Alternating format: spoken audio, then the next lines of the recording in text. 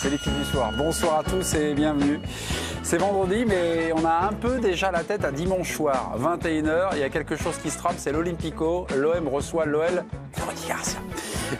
L'OM va-t-il battre l'OL de Garcia dimanche soir au Stade Vélodrome? C'est le sondage du soir. On aimerait un peu avoir vos impressions, votre tendance sur le compte Twitter de l'équipe du soir. On aura pas mal de débats sur l'Olympico dans la deuxième partie. On en a un qui nous attend juste après la présentation des invités. L'invité est là, le président est là. C'est la légende de l'équipe du soir, Giroud, qui a une annonce à faire. Michel Platini, qui sort un bouquin cette semaine, a piqué le titre d'un ancien livre de Giroud. Et il va vous le prouver juste après la présentation. Ne montrez pas l'objet du délit, mon cher Giroud. Nous allons gifler notre deuxième... Je vous ai pas dit bonsoir. Bonsoir. Bonsoir, excusez-moi. Je parle, mais... Le deuxième, je parle pas, c'est Dominique Sévrac. Ah ouais, j'ai regardé le plateau, mais il n'y a pas de voleur ce soir. Il y a quoi là? Il n'y a pas de voleur. Pourquoi? Non, parce que on dit qu'il a volé le titre, mais ici, il n'y a pas de voleur. Ah d'accord. Je rebondis sur ce que vous venez de dire. Ah en fait. Oui, d'accord, ok, je suis désolé, pardonnez-moi. Notre copain, d'abord, c'est Étienne Didot. Bonsoir Étienne. Bonsoir à tous. Effectivement, aucun voleur sur le plateau, donc on est en toute sécurité. Voilà. Ah oui? Oui. Le spectre de l'équipe du sport est par vidéo. Mince. Bonsoir Gilles Favard. Je dirais pas la même chose. Hein. Moi, je dirais qu'il y a que des voleurs. Ah bon? Okay. Et pas de gendarmes. Okay. En tout cas, il y a eu un vol de couleurs sur la tenue de Dominique Sévrac. Oui. Soit on achète du blanc, soit on achète du bleu, mais on n'achète pas les deux comme ça en même temps. D'accord. Non, mais c'est pas habillé tout seul. Hein. Ils l'ont aidé. Hein. Ah ouais? Oui. J'ai cru que c'était un joueur d'Auxerre qui était venu. Ah ouais. Sûr. C'est l'élégance. C'est les... Ah bon? L'élégance, je crois que j'ai reçu un texto de Mikou qui est pas très content. Mais t'es arrivé de Rungis directement? Salut les gars, salut les primeurs. La tigresse est là. Regardez, la tigresse est prise par son personnage. On l'appelle la tigresse, maintenant c'est la tigresse. C'est bon, du léopard, mais bon. Ah, c'est la tigresse. Bah non, je vous le dis. Ah, le léopard est un peu moucheté, tacheté, le tigre est tigré. Ouais, ok. Voilà. Le tigre est Moucheté, tacheté. Ouais. Les petits Olympico contre Classico, la guerre des matchs est lancée dimanche soir. OM-OL, 13e journée, donc à 21h au Vélodrome. En début d'après-midi, conférence de presse, Dimitri Payet a lancé le match en parlant de son ancien coach, Rudy Garcia, passé désormais à l'ennemi et a révélé quelques petits secrets de fabrication. On y va. Ça fait bizarre de le voir dans le camp d'en face, surtout après, voilà, il y a quelques mois, on recevait Lyon et au vu de sa causerie sur les joueurs lyonnais, sur les supporters lyonnais, sur le président lyonnais, ça fait bizarre qu'il postule 3 mois après pour ce club-là. Enfin, quelques petites phrases lâchées comme ça qui nous régalent. Alors, l'Olympico a-t-il détrôné le Classico? Je vous propose cette formule. Et il y a deux chroniqueurs qui ne sont pas d'accord et qui vont s'opposer. Attention, duel de haute couleur. Il y a le tacheté, le moucheté, je ne sais plus ce qu'elle m'a dit. Bon, il y a Mélisande Gomez. L'Olympico a-t-il détrôné le Classico? Revenons sur le fond. Mélisande, vous m'avez répondu oui. Il n'est pas d'accord avec vous. C'est l'homme biton. Voilà. Oui. Mi-blanc. Mi-bleu. Dominique Sévrac, vous m'avez dit? Oui, bonsoir. Non, l'Olympico a-t-il détrôné le Classico? Écoutez la partie d'en face, mon cher Dominique. Mélisande vient de répondre oui à cette question. On l'écoute. Évidemment, puisque ce qui fait le sel d'un match, c'est son enjeu sportif, avant tout le reste. Alors Dominique est très pariso-centré, mais moi je vais parler de Marseille, qui est le seul club qui est concerné par les 2 matchs. Et à Marseille, le match le plus important aujourd'hui, c'est évidemment les matchs contre Lyon, les 2 matchs contre Lyon, puisque sportivement, les 2 clubs jouent pour le podium. Paris est hors compétition. Les supporters de Marseille, aujourd'hui, ils attendent les matchs contre Lyon beaucoup plus que ceux contre Paris, puisque ceux contre Paris, qu'ils les perdent ou qu'ils les gagnent, puisque de toute façon, ils les gagnent pas, mais quand bien même, ça ne changerait rien à leur saison à la fin. La parole est au journaliste parisien, Dominique Sévrac. Non, mais toi, tu as répondu à la question, est-ce quel club Marseille peut battre? Donc, il peut battre effectivement 18 autres clubs en Ligue 1, parce qu'ils peuvent pas battre le Paris Saint-Germain. Oui, pourquoi pas? Non, le match que tout le monde attend, le match de la rivalité historique du championnat de France, bah, c'est les PSG-OM, c'est les OM-PSG. Bah, c'est pas de ma faute si c'est la meilleure audience de Canal+, le diffuseur. C'est pas de ma faute si c'est le match le plus vendu à l'étranger par la Ligue. C'est pas de ma faute si on l'appelle aussi le derby de la France, parce que dans toute la France, les gens sont ou pour Marseille, ou pour Paris. Ce sont 2 clubs clivants. Et à Brest, en Bretagne, à Champs-sur-Saône, partout, Merci on se positionne. S'il vous plaît, 38 centièmes de seconde pour Mélisande. Vous avez un autre argument ou personnel merci? Personnel, merci. Ok. Compte Twitter de l'équipe du soir, l'Olympico a-t-il détrôné le Classico? Si vous répondez oui, vous votez Mélisande. Si vous votez non, vous votez Dominique Sévrac. Le président est demandé, Mélisande ou Dominique, et pourquoi, mon cher Giroud? Bon, j'ai déjà fait une remarque, c'est un duel de podium en nombre d'habitants, celle de la deuxième ville française contre la troisième. Bon, personne ne l'a remarqué encore. Non, mais c'est un... En dehors de mais c'est ça, pas de la faute de ça. en dehors de ça, c'est le nom d'Olympique. Si c'était le Football Club de Marseille contre l'AS Lyon, on n'en parlerait pas une minute. Là, les deux sont olympiques, donc c'est l'Olympico, c'est une très belle invention des diffuseurs et aussi de la presse. Et puis, comme le football, c'est fait pour nous distraire, eh ben, ça nous distrait. Donc, pardonnez-moi, mais vous n'avez pas forcément arbitré. Pour vous, le Classico demeure en tête. L'Olympico n'a pas détrôné le Classico. Non, il est deuxième. Il est deuxième ? Ok. Donc, Mélisande, vous êtes deuxième. Point pour Dominique Sévrac. Étienne Didot et Gilles Favard. Étienne ? Pour moi, c'est devenu le match le plus intéressant de la Ligue 1. En tout cas, parce que pour moi, Marseille-Paris, il n'y a plus aucun intérêt. Paris est nettement au-dessus. Donc, ce match-là, pour moi, est plus important qu'un Paris-Marseille. Il y a 38 journées pour Paris qui ne sont pas intéressantes, en fait. Effectivement. Et quand c'est Paris-Dijon, ils sont nettement au-dessus, Dijon, ou quoi? Oui, Non, mais- c'est une bonne réflexion. Non, mais dans ce match-là, la vérité, c'est qu'on sait que c'est un peu le même niveau. On sait que toutes les saisons, il y a des beaux matchs, il y a des buts. Les publics se détestent un peu. Ça s'allume souvent, donc encore plus ce week-end. Mais je trouve que ouais, c'est vraiment devenu pour moi l'affiche un peu du Mais championnat. si on parle de l'intérêt sportif, c'est vrai. Bah oui, mais c'est ça l'intérêt d'un match, c'est son intérêt il n'y a pas que sportif, ça. Dominique. Non, mais il y a, Mais non, mais il y a aussi tout un folklore, comme on dit. Mais le folklore, il a été monté de toutes pièces par un diffuseur au départ. Mais maintenant, tu nous parles de rivalité historique, de ceci, de c'est cela. comme, Il y a un club qui est dans les années 70, alors oui, on n'est pas en train de c'est parler 91, de 2019, Juvinter, quoi.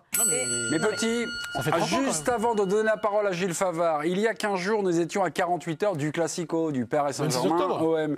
Question en conférence de presse à Steve Mandanda, le capitaine de l'OM. Pourquoi le Classico semble avoir un peu perdu de sa saveur d'antan? On va écouter le capitaine de l'OM. Et jusqu'au bout, s'il vous plaît, mon cher Dominique, parce qu'il répond finalement à la question qu'on se pose ce soir. Écoutez Mandanda. Parce qu'il y a moins de, on va dire, de rivalité, on va dire, où les matchs sont un peu, on va dire, moins accrochés. On sait que Paris est largement favori. Qu'avant, c'était un peu le style de match qu'on pouvait avoir. Aujourd'hui, c'est plus avec l'Olympique Lyonnais qu'on retrouve ça, où on a deux équipes qui sont à peu près du même niveau. Et là, forcément, on retrouve cette rivalité. Il y a 15 jours, on l'interrogeait plutôt sur le Classico. Et lui, il nous répond plutôt l'Olympico. Gilles Favard, rentrez dans la danse. Pour vous, l'Olympico a-t-il Moi, je peux détrôné vous le dire ce que Classico? j'ai répondu. J'ai dit que j'avais pas d'avis parce que quand on a un petit peu plus quand on a un peu plus d'années, on se souvient. Les rivalités viennent toujours des entourages des clubs. Moi, j'ai connu. On va commencer par le début de Rocher, Leclerc à Marseille, Ouais. les Saint-Étienne-Marseille des années 75. Pourquoi? Parce que l'environnement parlait beaucoup. Après, j'ai connu les Bordeaux-Marseille, Best Tapi. Après, on a connu Canal+ contre Marseille, où il y avait toujours Tapi, mais c'était Canal à Paris, où c'était assez Chaud. assez chaud. Et là, on voit quoi? C'est Aulas d'un côté qui a toujours le don d'allumer un petit peu les mèches, même quand c'est pas lui. Et de l'autre côté, on a Garcia qui vient de passer 2 ans et qui a allumé aussi les mèches d'un autre côté. Et on a ça. Donc ça vient toujours un peu de ça. Non, la saveur du match, c'est 3 points, qu'on le veuille ou pas, à la sortie, ça ne vaudra pas 4. Qu'il est détrôné ou pas, bon, je pense que Paris a toujours, la rivalité Paris-Marseille existera tout le temps, quoi qu'on en dise. Et après, c'est un petit peu, moi, ça vient un petit peu C'est de ce qui se fluctuant, en fait. dit, c'est fluctuant. En fait, Voilà. votre question, elle est large parce que Voilà. ce qu'a dit Mélisande est vrai. Voilà ce que je pense. Sportivement, c'est un des matchs les plus intéressants à regarder. Après, que les gens se passionnent pour PSG Marseille dans toute la France, c'est aussi vrai. Donc, ça dépend. En fait, il a détrôné dans quoi? Dans l'aura, dans l'impact, dans l'enjeu Dans sportif. le sportif, c'est tout. Ça dépend. Quand, Non, quand mais ça Gilles, tu dépend. parles de Saint-Étienne, de Bordeaux, à chaque fois, les grandes rivalités, c'est entre les clubs qui gagnent. C'est entre les clubs qui gagnent. Quand vous regardez un Barça-Real, vous dites pas parce que c'est historique, les Catalans, ils aiment pas les... Ok, mais c'est aussi parce que c'est le club, ça peut décider Oui, mais du titre, ça peut décider d'un trophée. Oui, mais non, et ça du coup, t'avait- ça ajoute. T'avais des Saint-Étienne, présidents, c'était une t'avais réalité. Si des jamais présidents. le Barça finit 15e, se Non, non. retrouve, je sais pas, en banqueroute ou quoi, et 15e de Liga, on dira plus Barça-Real parce qu'il y a 30 ans. si. Mais non, ce sera peut-être qu'il y aura un Mais autre club qui aura. Les Catalans face à Non, la mais moi, capitale je te- madrilène. Mais parce que ça gagne. Non, mais je te suis, mais le problème, tu as toujours affaire à des gens qui... Moi, j'ai connu la rivalité atlantique, c'était Nantes-Bordeaux. Il y en avait un qui savait parler, quoi, qui mettait le feu, c'était Bèze, mais à Nantes, c'était des robinets d'eau tiède. Il n'y avait pas. Donc, il n'y avait pas ça partait pas comme ça par là. Là, quand tu as des rivalités comme Aulas, qui est toujours en train d'attiser, de mettre des bûches dans la cheminée, ça pète. Et quand tu avais les best tapis, tu avais tapis Denisot. Denisot répondait pas trop, mais c'était les mecs qui répondaient sur le terrain.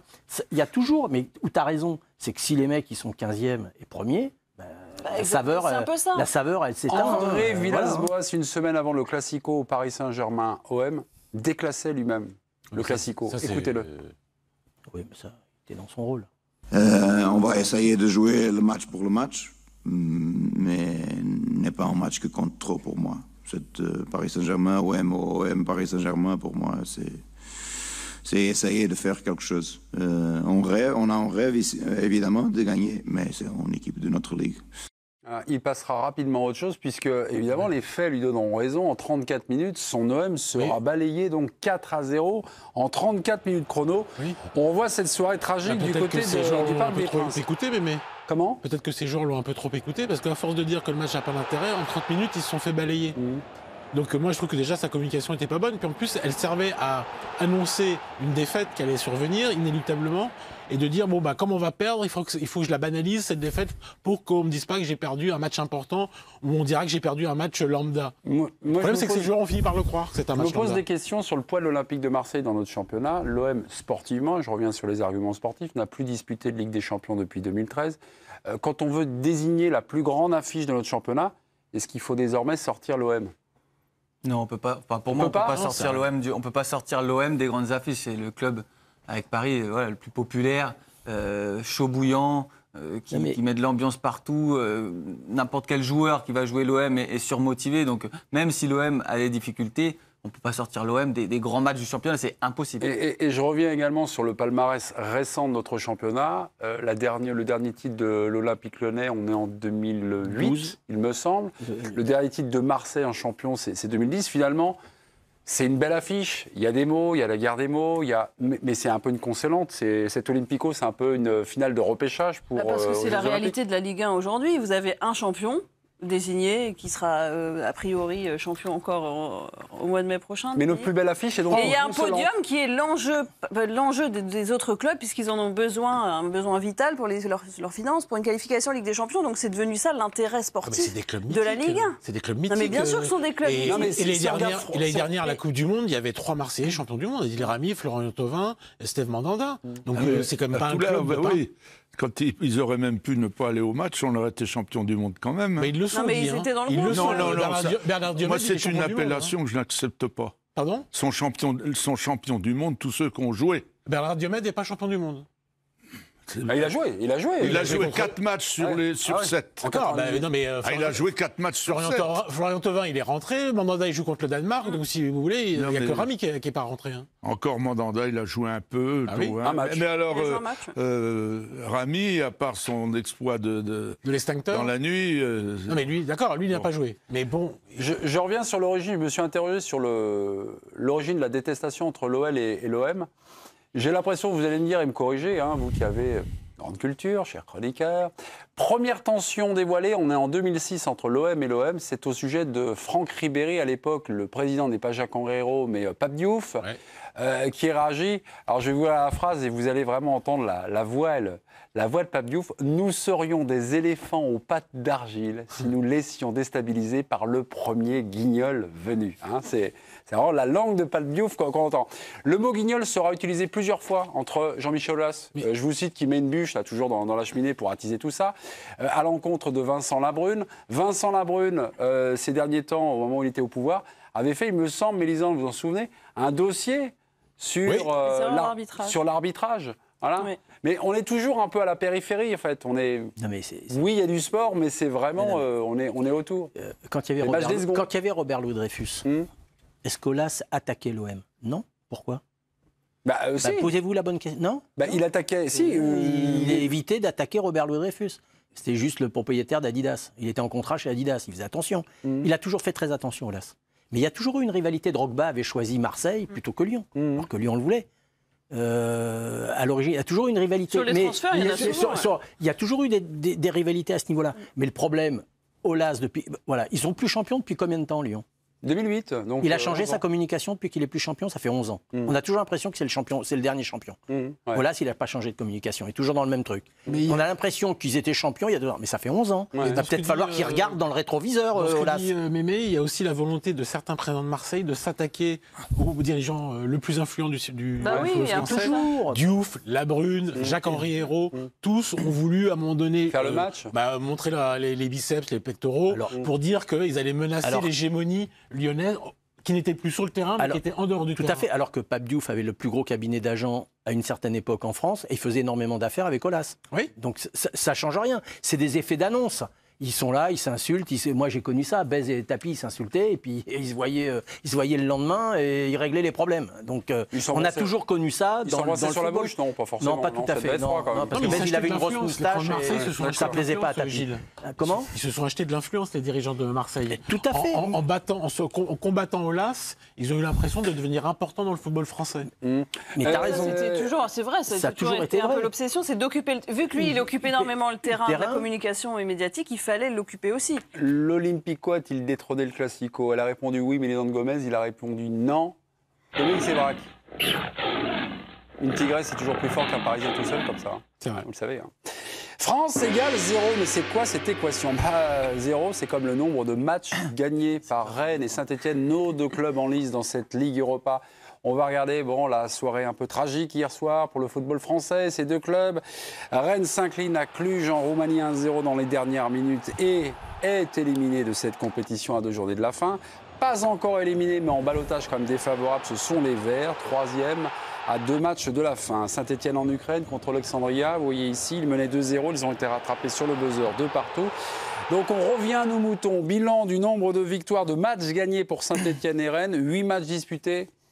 0 gagné. Le classement des matchs gagnés cette saison, on a fait un petit classement par nation. Et vous allez voir qu'on ne retrouve pas la France sur le podium. En tête, les clubs anglais avec 9 matchs gagnés. Le Portugal est deuxième plutôt, 7 matchs gagnés. Et puis, pour le podium, la 3e marche, il y a 3 nations à égalité. Les Pays-Bas, l'Écosse et la Suisse avec 5 matchs gagnés. La France est dernière de ce classement avec 0 victoire, avec peut-être pour se consoler ou pas d'ailleurs, avec la Norvège et le Kazakhstan. Alors généralement, lorsqu'on parle de ce championnat de France, on la place dans la catégorie des 5 grands championnats. Ça m'agace un peu. Faut-il encore classer la Ligue 1, notre championnat, parmi les grands championnats, les 5 grands championnats? Habillage à l'américaine, et on y va. Étienne, on déclasse, enfin on classe toujours, ou on déclasse? Classe toujours. On classe dans les 5 grands championnats, dans les grands championnats. Mélisande? Non. Non? Gilles Favard? Non. Non? Dominique? Oui et non. C'est comme votre truc, là. Blanc, blanc. Ouais, dès qu'il y a un peu de nuance, évidemment. Guy? Moi, je suis complètement démonté par la performance qui vient d'arriver, qui est un véritable instrument de mesure de la qualité du travail qui est fait dans la majorité des clubs français. Des erreurs énormes. C'est pas du tout une question financière quand il s'agit de ce classement-là. Là, les clubs français, par exemple, ont un budget beaucoup plus fort que les clubs ukrainiens, Oui. à part peut-être un qui pourrait être un oligarque, mais autrement, mais très loin. Et puis les autres pays, c'est pareil, sauf quand on rencontre un Anglais, ou peut-être parfois un Italien, un Espagnol, un Allemand. Bon, alors, pourquoi s'y travaille-t-il si mal ? Parce que c'est les présidents qui organisent tout seuls, sans l'appui de leurs techniciens, ou alors ils n'ont pas de bons techniciens, l'organisation générale du fonctionnement. Un club qui gagne la Coupe, par exemple, qui sait qu'il va faire la Coupe d'Europe, eh bien, il ne commence pas par se déshabiller en perdant 7 joueurs.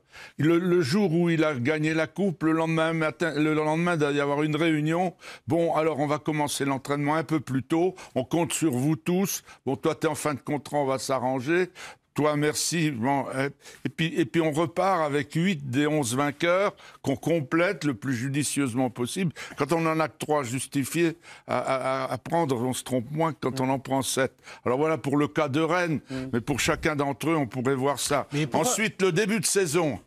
Le début de saison, il est fait pour les clubs moyens. Les clubs à milliards, ils prennent des avions. Le lendemain de l'arrivée des joueurs, ils disent aux joueurs, vous êtes assez payés, il fallait vous préparer pendant les vacances.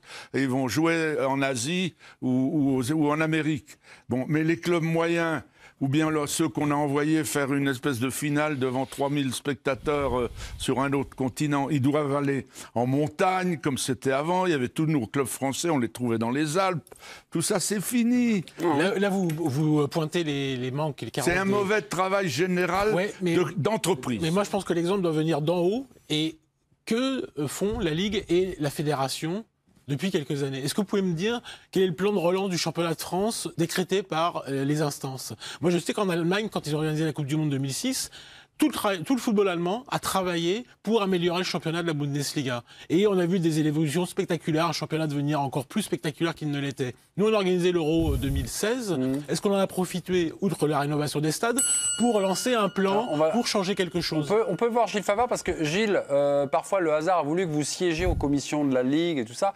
Là, c'est l'exemple allemand, le pouvoir fédéral, quelque chose, une parole qui est distribuée. Ce qui vient d'être dit, et Dominique dit une chose qui est assez intéressante. Le problème, et je suis pas en complet désaccord avec Guy, mais je suis en désaccord sur certaines choses. Parce que je ne veux pas rentrer dans l'historique. Si nos présidents, on leur disait d'être à 18 clubs pour être plus compétitifs pour tout un certain nombre de trucs. La première des choses que disait Guy dans les années 80, il ne voulait pas, parce qu'il avait peur de descendre, il préférait rester à 20. Donc, il faut que tout le monde balaye devant sa porte. Donc, comme le football français ne balaye pas devant sa porte, aussi bien les présidents, aussi bien les instances politiques, aussi bien les techniciens, dont Guy a été le président pendant très longtemps, toute la truc, puisque maintenant, on voit arriver des contrats pour les techniciens où ils touchent des plus-values sur le fameux trading, dont tout le monde ici raffole, le trading. C'est-à-dire que maintenant, un club, ils vous disent, on fait du trading. Mais avant de faire du trading, il faut une équipe, il faut faire de la formation, il faut travailler dans un club. Maintenant, on vous dit du trading, on achète un mec 19 ans, c'est pas grave, peu importe le prix. Les petits clubs, c'est 500 000, les gros clubs, ça peut être 10 bars.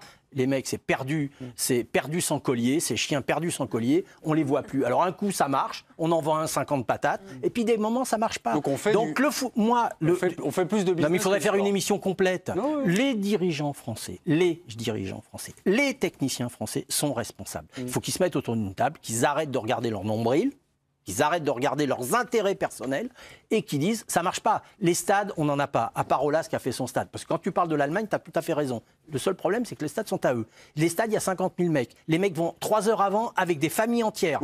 Est-ce que nous, on peut le faire? Non, on peut même pas se déplacer. On peut même pas envoyer 1000 supporters. Gilles, là, c'est pas des discussions pour dire comment gagner la Coupe d'Europe, mais aujourd'hui, comment ne plus perdre. Comment ne plus perdre, c'est qu'il faut travailler de A à Z. Hier, on se faisait la remarque avant l'émission. Hier, il y a un duo d'attaquants. Pléa, Thuram, à Mönchengladbach, qui est en tête du championnat. Mais Mönchengladbach, ils peuvent être 15e dans le championnat. Ça aurait été pareil. Ces deux attaquants-là, ils ne peuvent pas rester dans le championnat de France. C'est-à-dire que Nice, Bordeaux, Marseille, Monaco, Lyon, Saint-Étienne, Nantes, ils ne peuvent pas leur donner des 150 000 de salaire. Mais c'est faux, ils peuvent leur donner. Alors pourquoi ils ne restent pas ? Pourquoi ils ne restent pas? C'est ce que tu disais. Pourquoi ils ne restent pas? C'est bien. Ces joueurs-là, ils jouent dans le championnat de France. Nous, on va acheter. On va voir un match ce soir, Nice-Bordeaux. Ils ont été achetés Dolberg, 20 millions. Ouais, ok. Non, ils avaient Pléa avant. Voilà. Expliquez-moi l'intérêt d'avoir Pléa, de le vendre pour aller acheter Dolberg 20 millions. Mais pourquoi Dolberg est meilleur que Pléa? Je le pense pas. Pour moi, c'est la gestion des mercato. Le scouting qui est peut-être pas aussi bien fait que dans certains pays, parce que finalement, on sort pas tant de talents de l'étranger qui sont forcément. Il y a des fois, il y a des bonnes trouvailles, mais il y en a pas tant que ça. Et on forme des joueurs, ça on le sait, qui partent en fait. Quand vous vous qualifiez pour une Coupe d'Europe, c'est pas l'équipe qui s'est qualifiée qui va jouer la Coupe d'Europe la saison suivante. Ça vaut, notamment évidemment pour Lille. Et du coup, les résultats évidemment sont catastrophiques. Parce que combien même ils arrivent à faire un coup. En fait, maintenant, quand vous achetez un joueur, on vous dit pas c'est bien ou c'est pas bien. On dit ouais, mais attends, qu'est-ce qu'ils vont faire comme plus-value dessus? C'est le seul argument. C'est le seul argument. Vous dites un directeur sportif, mais lui, il est pas mal. Ah non, mais lui, je pourrais pas le revendre plus cher. Il a tel âge. Mais alors Monaco, demi-finaliste de Ligue des Champions, a donné un très mauvais exemple. Ils ont vendu tout le monde cette année-là. Oui, mais des fois ça marche. Quand vous avez les réseaux de recrutement, quand vous avez déjà l'entraîneur. Et puis ça galère à Monaco. Mais petit, il ne s'agit pas d'aller très très loin en Ligue des Champions. Il s'agissait juste de battre un club roumain. Mais ce que je veux, c'est qu'ils gardent leur équipe club ukrainien. Mais petit, Mbappé au Real. Un joueur à fort potentiel à la revente. Mbappé au Real dans quelques minutes. On en parle tout de suite.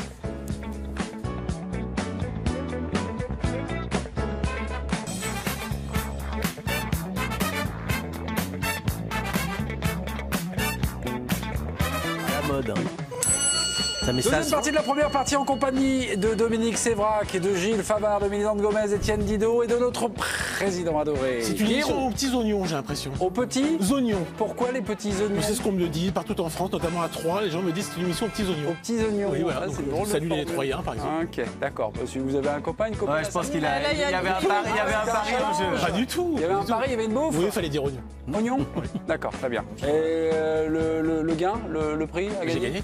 Oui, mais Je quoi? le saurai plus tard. Je le saurai. Il a gagné la même tenue en blanc et rouge. Il en avait perdu la semaine dernière. La semaine prochaine, il sera en blanc et rouge. Est-ce qu'on peut faire un plan large, un plan avec, voilà, juste, voilà. Vous pouvez vous lever un petit peu, juste un petit peu, voilà. Là, ne sortez pas de la caméra, sinon ça n'a aucun intérêt. Voilà. Ouais, voilà. Ouais. Voilà, très bien. Le plein, merci, vous pouvez vous asseoir. Mbappé au Real, le feuilleton a commencé cette semaine, aujourd'hui à la ligne de l'équipe.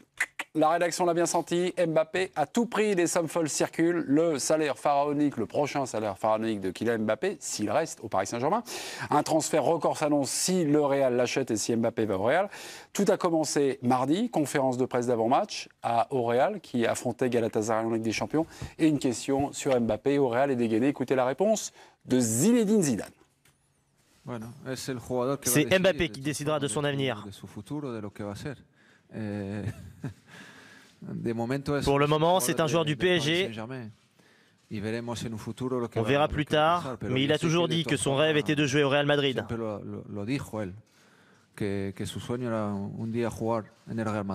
Ah, c'est Mbappé qui décide de son avenir. Hein. Ok, Leonardo répond à Zidane. Ça picote? Non, ça s'agace. Ça agace un peu. Je pense que ce n'est pas le cas de parler tout le temps d'un joueur de notre équipe, honnêtement, et principalement pendant la saison. Et ce n'est pas la première fois. Zidane persiste et signe aujourd'hui et répond indirectement à Leonardo. Quel feuilleton. En fait, j'ai simplement dit en fait, que le joueur le disait lui-même, qu'un jour son rêve c'était de pouvoir mettre ce maillot blanc de Madrid. Donc j'ai tout simplement dit ça. Et je le redis encore aujourd'hui, hein, et je le redirai tous les jours. Il insiste. Hein. Bon. Mbappé est-il le premier décideur sur son transfert? J'ai eu vent un peu du plateau. C'est plutôt oui, c'est ça, Étienne? Oui, pour moi, à 200%. Parce que là, c'est un jeu entre les clubs, c'est un jeu entre l'entraîneur, entre le directeur sportif, entre les présidents. Mais Mbappé, s'il a envie de rester à Paris, il va rester à Paris. S'il veut aller au Real, il va tout faire pour y aller, il y aura des chances qu'il y aille. Mais il y a une nuance, Ouais, vous m'avez dit, s'il a envie de rester à Paris, c'est sûr qu'il y a... S'il a envie de Real, vous l'avez conclu comment, votre phrase? Je sais plus. Il y a des chances qu'il y aille. Il y a des chances qu'il y aille. C'est PSG, tant qu'il a un contrat. C'est compliqué. C'est compliqué, mais on l'a vu avec Neymar. Il est où, Neymar? Alors, est-ce que là, il y avait vraiment une offre? Non, mais alors, ok, alors mettons qu'il y a une offre du Real. Ouais. Et que le PSG ne veut pas le vendre, tu crois que Leonardo, il va se coucher devant le Real? Non, c'est pas se coucher. S'il a décidé, non mais attends, il y a Neymar et Mbappé. Peut-être qu'ils garderont pas les deux. Neymar, je pense qu'il aura dû marcher aussi. Si le PSG décide que celui qui est à vendre, c'est Neymar, Mbappé, il n'ira pas au bras de fer. Je pense que pour son image, je ne suis pas sûr qu'il prendra le même chemin que Neymar l'été dernier, parce qu'il y a c'est quand même un joueur de la région parisienne. Il est international français, il est né à Bondy. On ne va pas refaire l'histoire. Il a donc quand même un lien avec ce club et avec les supporters de ce club qui est plus fort naturellement que celui de Neymar. Donc il ne va pas aller à la guerre avec le PSG comme l'a fait le Brésilien. Moi, je pense que le rapport le PSG a décidé, et tu crois qu'il va décider tout seul de dire je m'en vais parce que... la question c'est le premier décideur. Ouais. Le premier décideur, si Leonardo dit écoute tu restes là cet été... Moi, je pense qu'il y a des joueurs comme Cristiano Ronaldo, comme Messi, comme Neymar, alors s'il y a des offres, qui sont plus forts que leur club. Cristiano Ronaldo, tu crois qu'à l'époque, si le Real avait voulu le garder, quand il sort du Real, c'est le Real aussi qui veut qu'il sorte. Enfin, c'est l'histoire qui se termine et il va à la Juve. Mais 3 ans avant, si Cristiano Ronaldo avait par état d'âme voulu quitter le Real, tu crois que le Real se serait couché? Je pense qu'il est plus puissant que le Real Madrid à un moment donné, quoi. C'est très compliqué. Et donc moi, Mbappé, pour moi, il a une aura.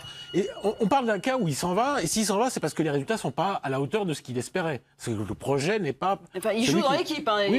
Il n'est pas étranger au résultat. D'accord, mais il est à 11e de l'équipe à ce moment-là. Et donc, s'il s'aperçoit que le PSG est éliminé en 8e de finale, pourquoi il resterait? Pourquoi son image serait altérée? Parce qu'il a signé un contrat, Dominique.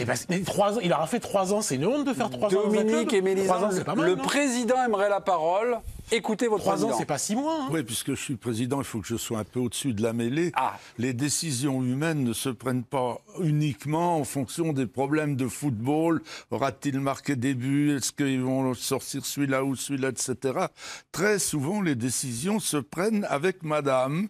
Parfois avec les beaux-parents, les joueurs, ils ont des femmes. Alors Mbappé, je ne veux pas entrer du tout dans sa vie privée. Il n'a pas de femme. On parle du futur. Copine, mais on parle du futur. Il a un futur qu'il ne connaît pas encore. Et peut-être que c'est pas lui qui décidera. Mais enfin, pour l'instant, c'est lui qui décide. Avec son entourage, avec son père, qui était entraîneur, qui est un homme qui connaît admirablement le football. Et puis voilà. Tout ce que vous avez avancé est juste, mais c'est pas, il n'est pas question pour l'instant. Et puis s'il joue tous les matchs comme il a joué le dernier, il ira peut-être entre Clermont-Ferrand et Pinal. Oui, alors le match d'avant, il avait mis quelques buts contre Dijon, Bruges et Marseille. Guy, c'est son côté coach, il le pique un petit peu. Étienne, vous avez demandé la parole? Allez, parce que moi j'ai une question à poser à Gilles Favard sur ça. Là. Non, je dis que Mbappé va décider, évidemment.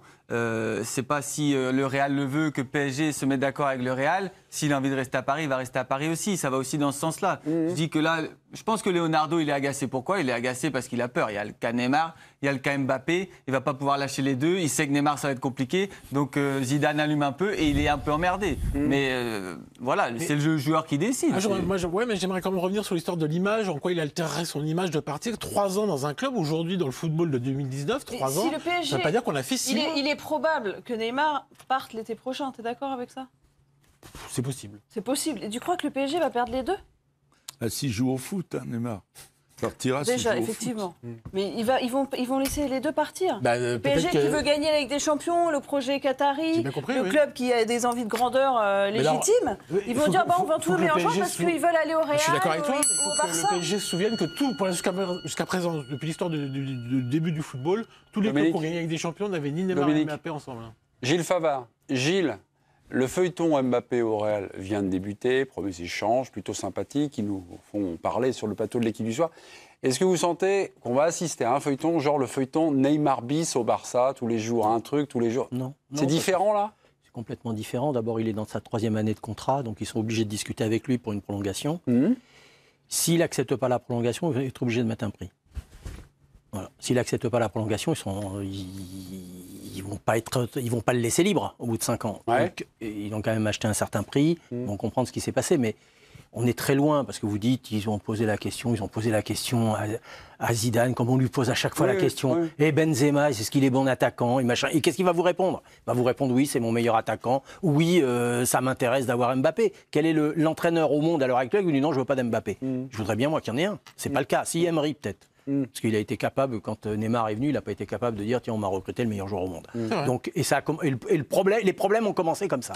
Mais ne passons. pas le feuilleton. Non, je l'ouvre pas. Très bon entraîneur. C'était un truc de parenthèse. Donc, naturellement, que Zidane, ça l'intéresse. Il sait que le club l'intéresse. Mais le problème d'abord, il y a un problème de fair play financier au Paris Saint-Germain. Même s'ils font un travail magnifique en marketing et tout, qu'ils avancent. Vu le salaire qu'a Neymar, ça va être compliqué d'aller chercher un salaire qui va pas être loin de celui de Neymar sans faire des coupes franches à l'intérieur du... Il y a 2 jours en fin de contrat que ça peut être Cavani que tu peux dégager. Ouais, mais enfin, moi, j'ai écouté l'autre jour sur ce plateau, il y a des gens qui se sont permis de dire que Thiago Silva, on se demandait pourquoi il jouait. Je peux vous dire, qu'il le veuille ou pas, c'est quand même encore un des 5 meilleurs défenseurs centraux qu'il y a au monde.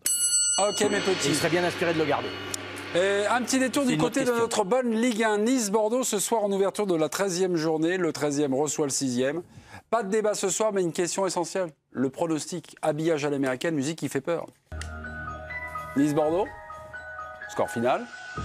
Étienne Nilo. 2-1 Nice. Mélisande Gomez. 1 partout. Gilles Favard. 2-1 Bordeaux. 1 partout. Merci Dominique Sévrac. Et enfin, Nice-Bordeaux, Giroud. 2-2. Oh, quel spectacle. 2-2. Pas très Ligue 1, ça. 4 buts comme ça. Bon, 2-2. Très bien, ok. Massy-Chambéry, ce soir sur la chaîne L'équipe, c'est du rugby. 8e journée de Fédéral 1. Voici les images en direct de l'échauffement. Non, on ne va pas vous demander forcément de... Non. Qui est ce joueur? Wolverine, vous allez me dire? Hein, c'est ça, c'est Wolverine. C'est le mec qui t'a vendu ta tenue. Robin Weber et Benoît Cosset aux commentaires. Massy Chambéry, c'est tout de suite en intégralité, en exclusivité sur la chaîne Équipe. Oh, c'est bon. Hein, c'est bon ça. Hein. Allez, à tout à l'heure.